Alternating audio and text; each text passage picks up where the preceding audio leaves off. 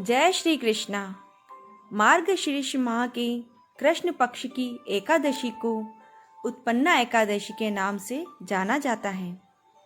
जो मनुष्य पूरे साल में एकादशी व्रत का अनुष्ठान करना चाहते हैं, उन्हें मार्गशीर्ष माह की इस एकादशी से ही व्रत को शुरू करना चाहिए। एक बार की बात है, महाभाव अर्जुन ने गांडीव धनुष को पृथ्वी पर रखकर भगवान श्री कृष्ण से कहा, हे भक्तों के भय को हरने वाले केशव, आप एकादशी के महात्म का वर्णन करें। मुझे उसे सुनने की बड़ी ही लालसा है। यह सुनकर भगवान मुरली मनोहर ने कहा, हे पांडुनंदन, यदि कोई मनुष्य एकादशी का व्रत करने में सर्वथा असमर्थ हो, वह केवल 26 एकादशियों के नाम भी सच्चे मन से ले ले, तो भी उसे एकादशी के व्रत करने का पुण्य मिल जाता है, क्योंकि केवल इनके नाम मात्र से ही अक्षय पुण्य की प्राप्ति होती है। इतना कहकर भगवान श्री कृष्ण ने अर्जुन से कहा, अब मैं आपके सामने मार्गशीर्ष कृष्ण एकादशी की कथा कहता हूँ, उसे सुनो। एक समय का वृतांत है कि महाबली मुर नामक दैत्य ने संग्राम में समस्त देवताओं को पराजित करके स्वर्ग के ऊपर अपना अधिकार जमा लिया। तब इंद्र, वरुण, कुबेर, चंद्र, सूर्य और दिक्पाल दुखी होकर कैलाश पर्वत पर गए। वहाँ हाथ जोड़कर भगवान शंकर से प्रार्थना करने लगे, हे महादेव, हम सब देवता मूर नामक दैत्य से दुखी हैं और आपकी शरण में उपस्थित हुए हैं, अतः आप हम लोगों को सुखी करने की कृपा करें। देवताओं के वचन सुनकर भगवान शंकर ने कहा, हे देवताओं, मैं उस मूर नामक दैत्य को अभी मारकर आपको सभी कष्टों से रहित कर देता, किंतु इस समय मैं घोर तपस्या में लगा हुआ हूँ, जिसमें क्रोध और हिंसा करना अनुचित है। यह हिंसा मैं भूलकर भी नहीं कर सकता, अतः आप सभी को भगवान विष्णु के पास क्षीर सागर में जाने का कष्ट करना पड़ेगा। वहां जाकर उनसे प्रार्थना करने से वे उस महादैत्य को अवश्य नष्ट कर देंगे। इसलिए तुम्हारे थोड़े से कष्ट करने से वह दुष्ट भी मारा जाएगा और मेरी तपस्या भी भंग नहीं होगी। भगवान शंकर की यह बात सुनकर सभी देवता भगवान विष्णु के पास गए। वहां जाकर उनसे प्रार्थना करते हुए कहने लगे कि हे जगदीश्वर, मूर नामक असुर ने हम देवताओं को पराजित करके स्वयं स्वर्ग पर अधिकार कर लिया है और हम सब देवता इधर उधर अपना दुखमय जीवन व्यतीत कर रहे हैं। इंद्र के ऐसे वचन सुनकर भगवान विष्णु कहने लगे कि हे देवताओं, मैं शीघ्र ही उसका संहार करके तुम्हें सुखी बना दूंगा। तुम्हें उसकी ओर से निश्चिंत हो जाना चाहिए। यह कहकर विष्णु भगवान देवताओं को साथ लेकर संग्राम में युद्ध के लिए चल पड़े और उधर वह दैत्य भी अपनी महासेना सजाकर अनेक प्रकार के शस्त्रों को लेकर भगवान के सामने युद्ध करने के लिए उपस्थित हुआ। इसके बाद देवता और असुरों का युद्ध प्रारंभ हो गया। युद्ध में भगवान की शक्ति से देवता बलवान होकर असुरों को पराजित करने लगे, जिसे देखकर मूर क्रोधित हो गया और देवों पर कई प्रकार के बाणों की वर्षा करने लगा।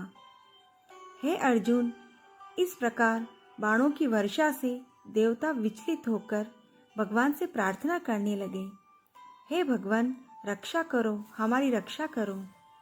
हे अर्जुन, दैत्यों के बाणों से देवताओं को व्याकुल देखकर और एकादशी के पर्व को लक्ष्य रखकर भगवान ने विचार किया कि यदि मूर दैत्य को एकादशी के दिन मारा तो धर्म का उल्लंघन होगा और ब्रह्म हत्या का पाप भी लग जाएगा। और यदि नहीं मारा जाता है तो देवता दुखी होते हैं। इस प्रकार का विचार करके भगवान विष्णु उस दैत्य के सामने कई प्रकार के खिलवाड़ करने लगे, जैसे बिल्ली मूसे से करती है।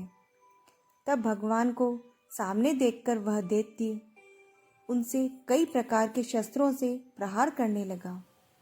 दैत्य को अपने ऊपर क्रोधित होकर शस्त्र चलाते हुए देखकर भगवान वहां से भाग पड़े। लक्ष्मीपति को रण से भागता देख वह दैत्य अपने मन में बड़ा हर्षित हुआ और उन्हें पकड़ने के लिए उनके पीछे हो लिया।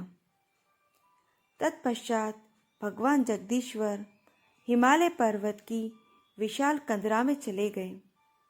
वहां जाकर देवों को अभय करने वाली अपनी शक्ति को प्रकट करके आराम से लेट गए।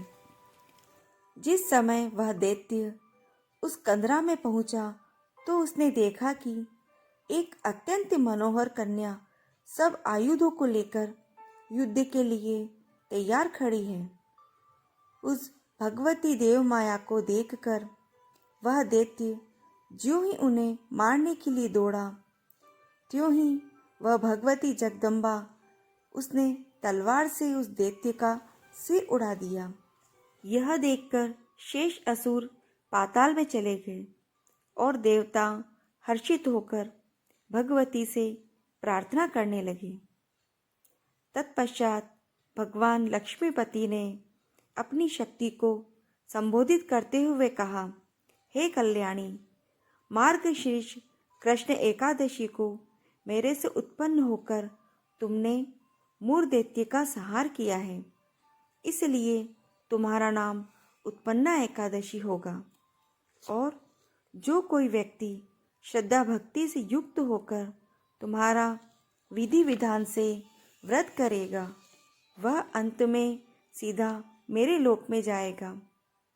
यद्यपि मुझे तृतीया, अष्टमी, नवमी, चतुर्दशी यह तिथियां बहुत प्रिय हैं, परंतु यह एकादशी मुझको सबसे अधिक प्यारी होगी और तेरा व्रत करने वाला संसार में सबसे अधिक पुण्यात्मा गिना जाएगा।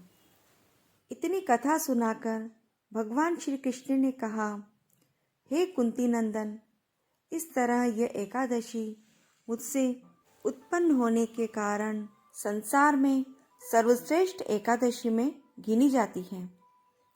जो प्राणी एकादशी का व्रत करता है उसके समस्त शत्रुओं के सहित कष्टों का नाश होता है। मैं उसे संसारी सुखों के साथ स्वर्ग के सुख का भी आनंद प्रदान करता हूँ। इस एकादशी को निराहार रहकर दूसरे दिन द्वादशी को ही भोजन करें। हे अर्जुन, इस प्रकार जो श्रद्धा भक्ति से एकादशी के व्रत को करेगा और इसके महात्म को सुनेगा, वह संसारी सुखों को प्राप्त करता हुआ वैकुंठ के अनंत सुखों को प्राप्त करेगा। यदि आपको ये वीडियो पसंद आया हो तो आप इसे लाइक करें, शेयर करें और अपडेट्स पाने के लिए सब्सक्राइब करें, बेल आइकन को दबावें। जय श्री कृष्णा।